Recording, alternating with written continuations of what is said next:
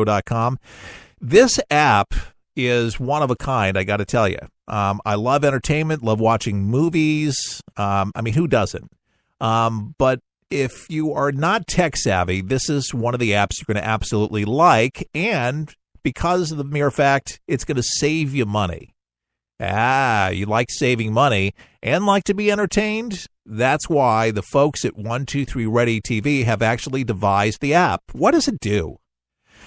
There's a lot of movies that stream these days on the computer. That's what computers do. They stream movies, and a lot of them are just not great quality.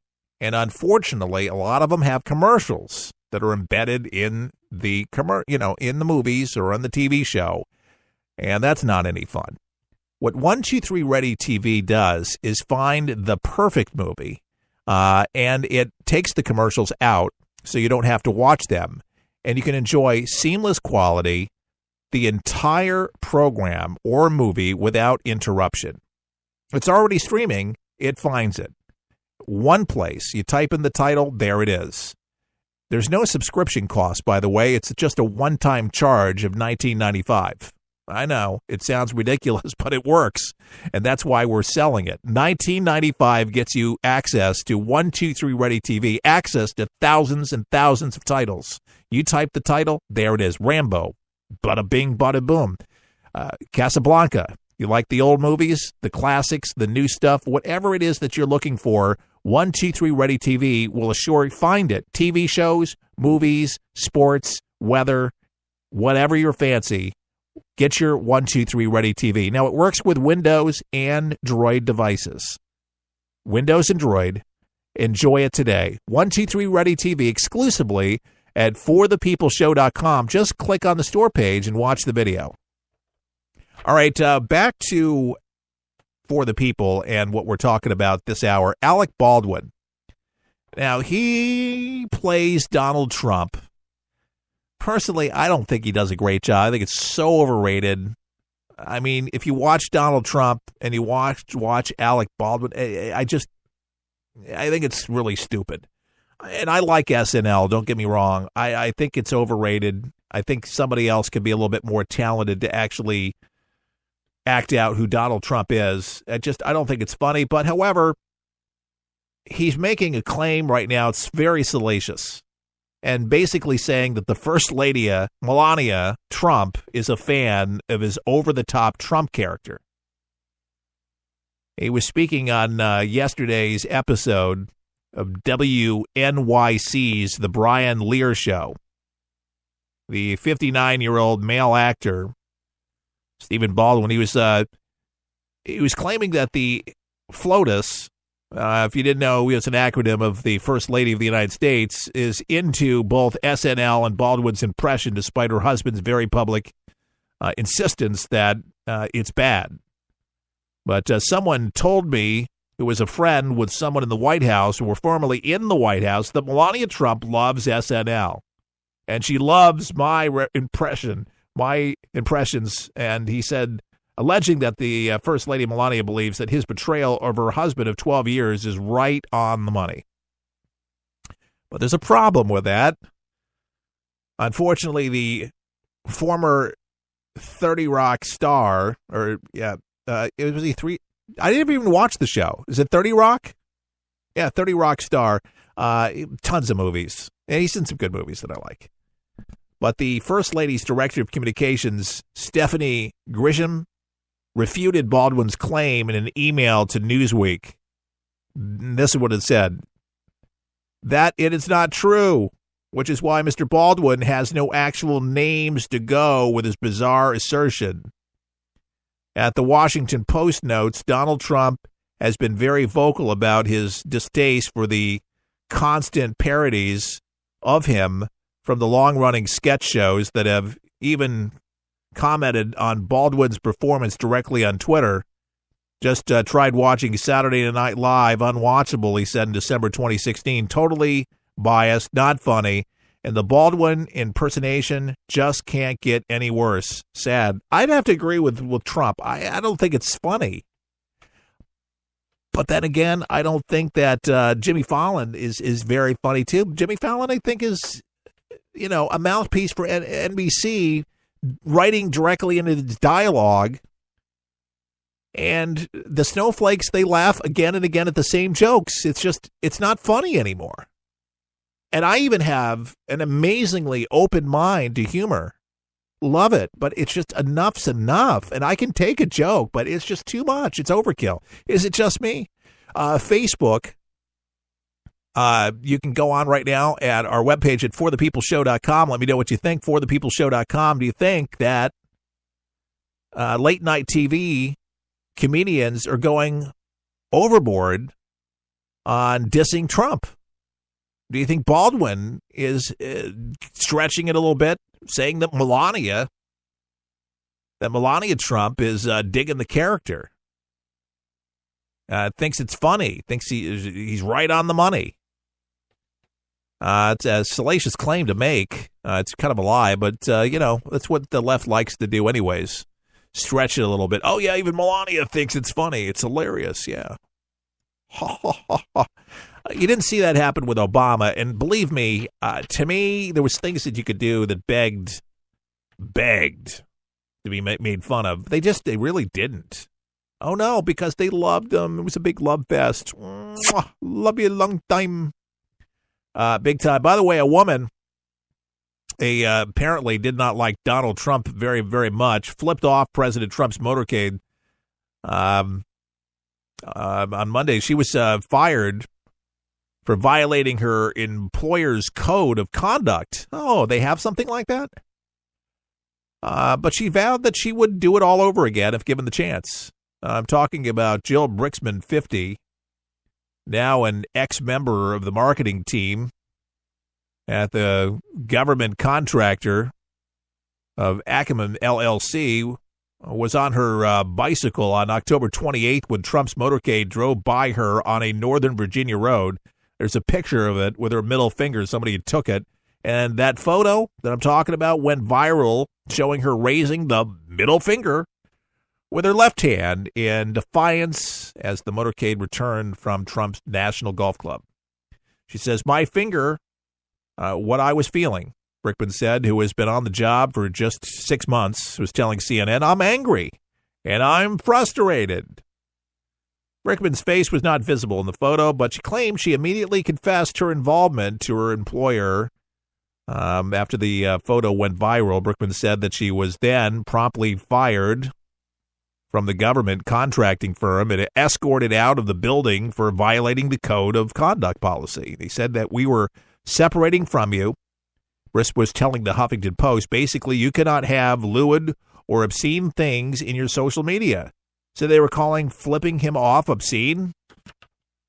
Yeah, that's pretty much what they're saying. By the way, Disney, and not just Disney company, but most good companies have code of conduct. The reason I bring Disney up is if you're out doing anything like this, you're not welcome back on the property. You're a representation on and off the clock for an organization. I've worked for a lot of Fortune 500 companies throughout my career, and they operated the same way. Even more stringent. I work for a Christian broadcaster. They own a bunch of conservative stations around the country, Salem Communications, here in Tampa. I did a talk show for many years for them. And, man, we were held to the Salem filter, man. You had to really watch your P's and Q's. But your Facebook and your Twitter, I tell people to be extremely careful about what you post on there because you could lose your job very quickly. Keep politics out of it. You're getting a tattoo or you're going out in some controversial, event or place. Don't post the pictures. And more importantly, besides all of that, be careful of who your friends are on Facebook. You'd be real surprised. Employers check all of these things out and more. Because you're the company you keep. You got to be very careful about this. She doesn't care. I guarantee you she cared. I'm sure she got paid pretty good. Government jobs, you made pretty good money.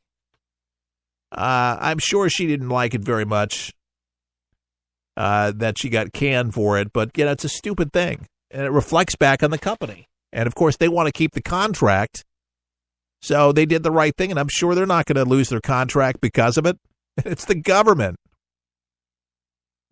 You don't like the president, fine, but he's the president of the United States. You got to have a little respect for the office, which leads me to the thought of a lot of these Democrats,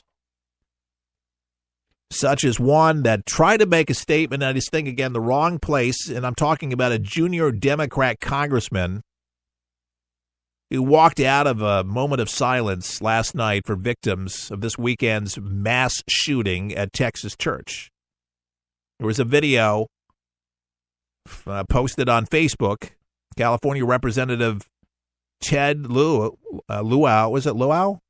Ted Lieu said that he would not join his colleagues who were observing the moment of silence in the Chamber of Commerce, or it's just the Chamber of Commerce, the House of Representatives.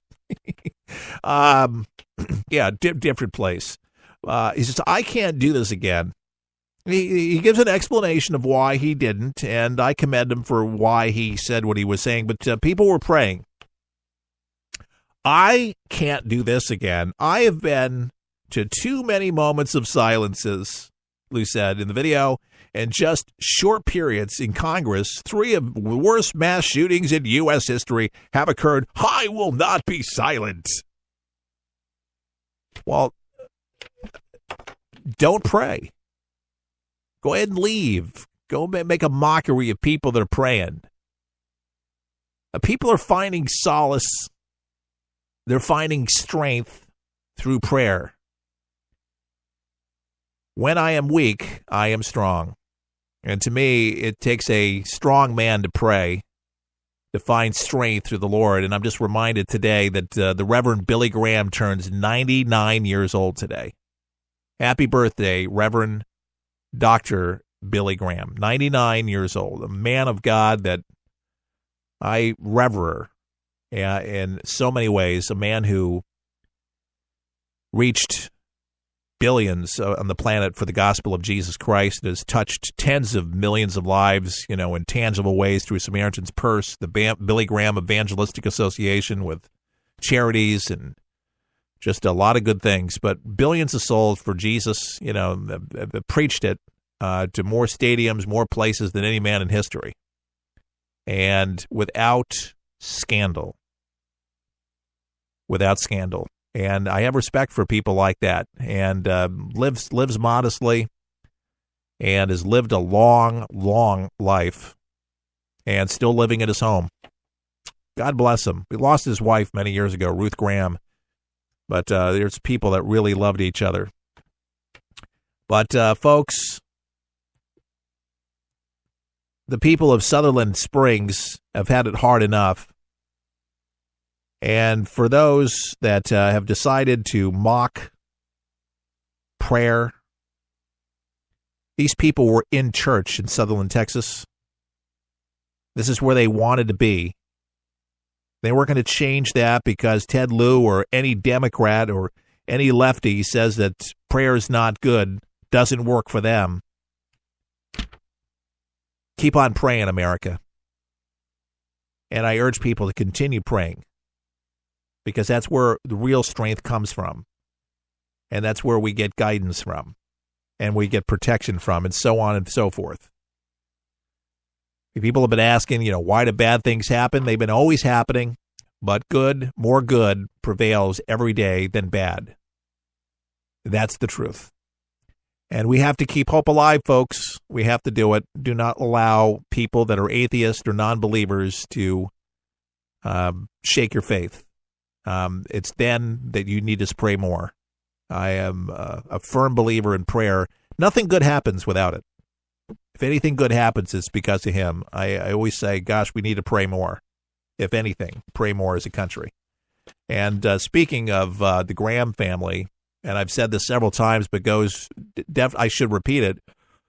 Franklin Graham, Billy Graham's son, he prayed at every capital in the United States right before the election.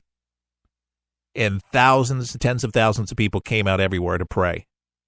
and I am a firm believer that God answered the prayers